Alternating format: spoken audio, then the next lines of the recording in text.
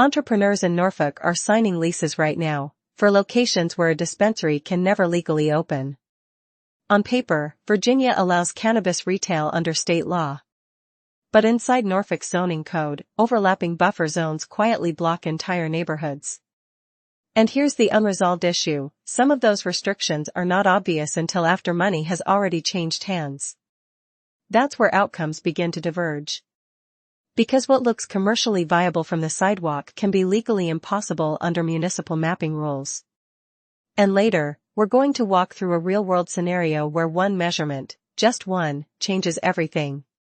Here's the counterintuitive legal fact or misconception. Well, here's the part that catches people off guard. Virginia law permits regulated cannabis retail under state frameworks. That sounds straightforward. But local governments retain zoning authority over where those businesses may operate. That's legally true, yet operationally misleading. Many entrepreneurs assume, if the state allows it, and the building is zoned commercial, I'm fine. That assumption feels reasonable, and it is incomplete.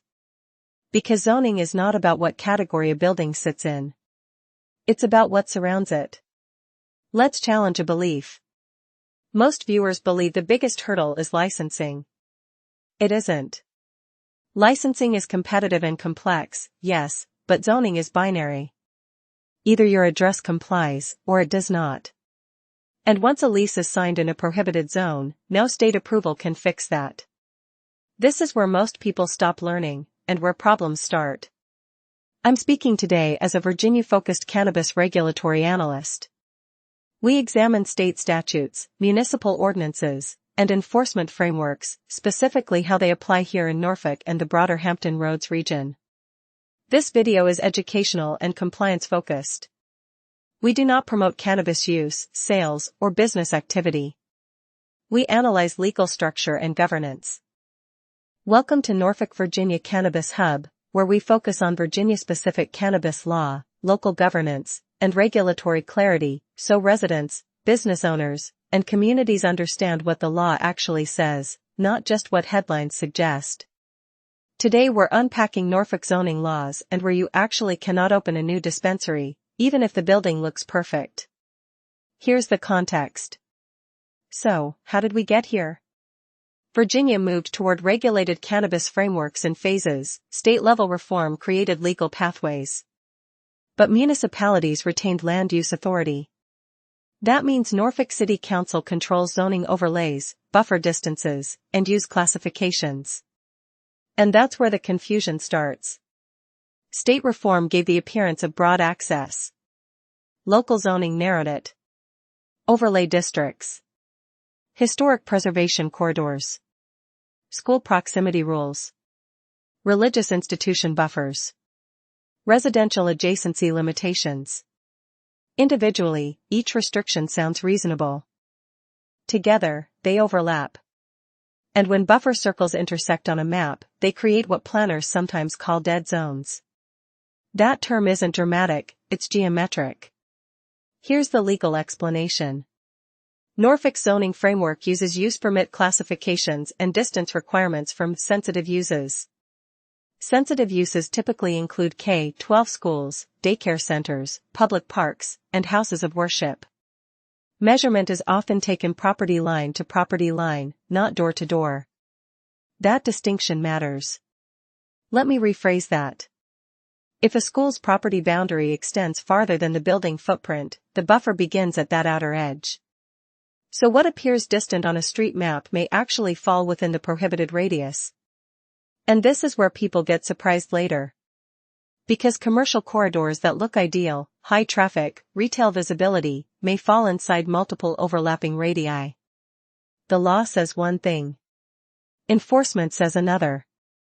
On paper, you measure distance. In practice, planning departments verify using GIS mapping and official parcel data. Your independent measurement may not match the city's calculation. That discrepancy is not theoretical. It is procedural. And we haven't yet discussed residential zoning adjacency, which adds another layer. How enforcement works. An entrepreneur submits a site plan. Planning staff evaluates compliance with distance requirements and overlay restrictions. If the parcel falls within a prohibited buffer, even by a small margin, the use permit is denied. Now, here's the enforcement loop. Even if initial review suggests compliance, community objections or secondary review can trigger re-evaluation. Additional site surveys may be required. And here's the quiet reality: labeling a building commercial does not override overlay restrictions. The law says one thing. Enforcement says another. It is not about intention. It is about mapped geometry and administrative interpretation. And administrative interpretation is where cases turn. Who this affects? Consumers are affected indirectly. Limited retail zoning reduces geographic access and concentrates activity in fewer corridors. Retail entrepreneurs face the highest financial exposure. Lease deposits, architectural plans, compliance consultants, these costs occur before final zoning approval. Local governments must balance public input, statutory authority, and economic development. They operate within state limits but exercise municipal discretion. The medical cannabis framework is also indirectly affected. Although medical operators are governed by state-level pharmaceutical oversight, local land use rules still shape facility placement. And we still haven't addressed historic districts. Why this matters? Public safety discussions often dominate headlines. But zoning is about land compatibility. Regulatory clarity protects both municipalities and applicants. Financial risk is immediate. Once a commercial lease is executed, monthly obligations begin whether zoning approval follows or not. Long-term policy implications are significant. If over 80% of parcels fall within overlapping buffers, market participation narrows. And that narrowing changes competition, pricing, and community perception. Now, this is the turning point. Up to this point, we've discussed what the code says. But between minutes 6 and 8 in every zoning case, there is a realization. The law says one thing. Enforcement says another. Because enforcement is not theoretical. It is mapped, measured, and documented. And this is where that unresolved issue from the beginning becomes critical. Here's a scenario. Earlier I mentioned that a single measurement can change everything. Here's how. An entrepreneur identifies a storefront in a commercially zoned corridor near Ghent. The property is 1,010 feet from a school building entrance, measured walking distance. That sounds compliant. But Norfolk's code measures property line to property line. The school's parcel boundary extends farther than expected. When measured correctly, the distance is 975 feet. If the buffer requirement is 1,000 feet, the application fails. Nothing about the business model changes. Nothing about the building changes. Only the measurement method. And because the lease was signed before zoning confirmation, financial exposure begins immediately. Now contrast that with a second scenario. Another parcel sits closer to a church structure, but the church's legally recognized parcel boundary is smaller. The measured distance exceeds the buffer threshold. That application proceeds. Same corridor. Same business type. Different parcel geometry. This is where outcomes diverge. The silent question from the beginning, why are entire sections of Norfolk effectively unavailable, becomes clear. Overlapping buffer zones from schools, parks, and houses of worship intersect. Add historic overlay restrictions near Old Dominion University and certain preservation districts, and the available parcels shrink dramatically. The open loop resolves here. It was never about whether Virginia allows cannabis retail in theory. It was about whether Norfolk's zoning geometry allows it in practice. Here's what to watch next. If this surprised you, the next logical question is about enforcement timing.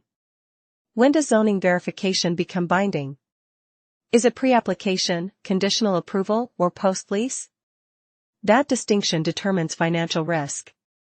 We'll examine that in the next video, specifically how timing and documentation affect outcome. Here's a question to think about.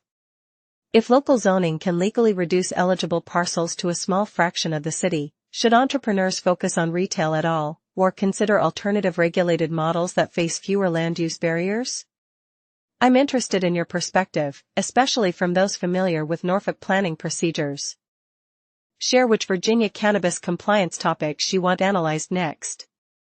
Virginia cannabis Norfolk zoning law most entrepreneurs miss is not about hidden rules, it's about visible rules layered in ways that most people never map. Understanding zoning before investment is not optional.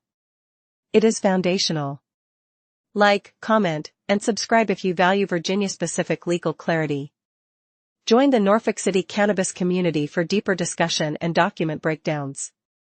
Because knowing the statute is only the beginning. And as we've seen, what looks permitted can still be prohibited, depending on where you stand.